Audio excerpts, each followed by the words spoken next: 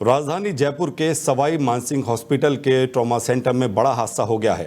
Trauma centre के neuro ICU ward में अचानक आग लगने से 7 मरीजों की मौत हो गई है। मृतकों में 3 महिलाएं भी शामिल है।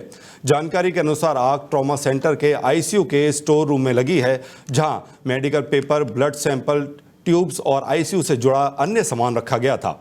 आग की वजह शॉर्ट सर्किट मानी जा रही है। हालांकि आधिकारिक पुष्टि जांच के बाद ही की जाएगी। ट्रॉमा सेंटर के नोडल ऑफिसर और सीनियर डॉक्टर ने बताया कि हादसे के समय आईसीयू में कुल 11 मरीज भर्ती थे, वहीं बगल वाले दूसरे आईसीयू में 13 मरीज और थे।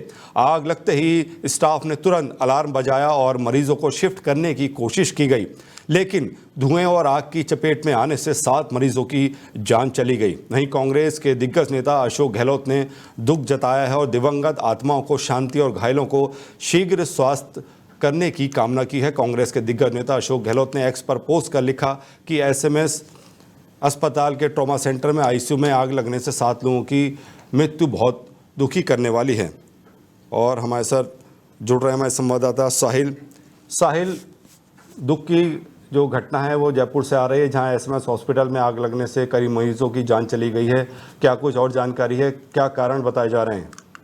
बिल्कुल आलोक जी, देखिए जयपुर के एसएमएस अस्पताल में ये आग लगी है और अब तक फिलहाल जो अपडेट निकलकर सामने आया है उसमें 7 लोगों की मौत की पुष्टि की गई है जी। और बताया जा रहा है कि भयानक आग थी।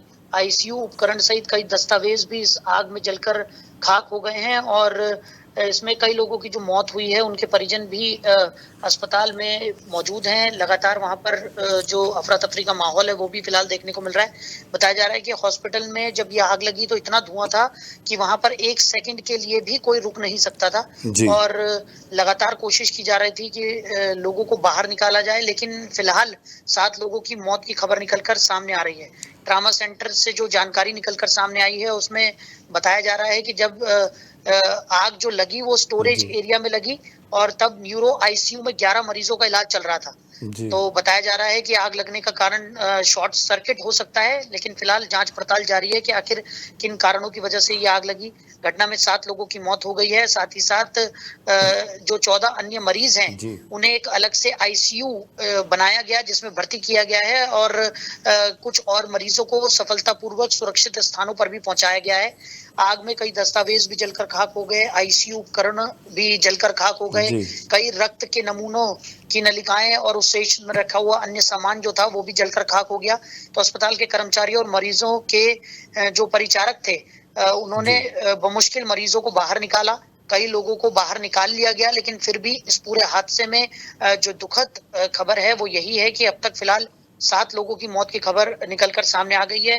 कई एंगल्स पर जांच पड़ताल की जा रही है और जब ये सूचना मिली कि आग लग गई है उसके बाद तुरंत ही दमकल कर्मी वहां पर पहुंच गए थे और कड़ी मशक्कत यहां पर करनी पड़ी इस आग को बुझाने के लिए। लगभग 2 घंटे तक जब दमकल कर्मियों ने कड़ी मशक्कत की उसके बाद आग पर काबू पाया गया। तो जयपुर में ये माना जाता है कि सबसे बड़ा अस्पताल है ये एसएमएस अस्पताल, जहां पर ट्रॉमा सेंटर की दूसरी मंजिल में स्थित आईसीयू में ये आग लगी है। अभी फिलहाल प्रथम दृष्टया यही माना जा रहा है कि जो आग लगने का कारण है वो शॉर्ट सर्किट है, लेकिन अभी जांच पड़ताल चल रही है और जांच के बाद ही निकलकर साफ हो पाएगा कि आखिर क्या वजह थी कि ये इतनी भयानक आग वहां पर लग गई।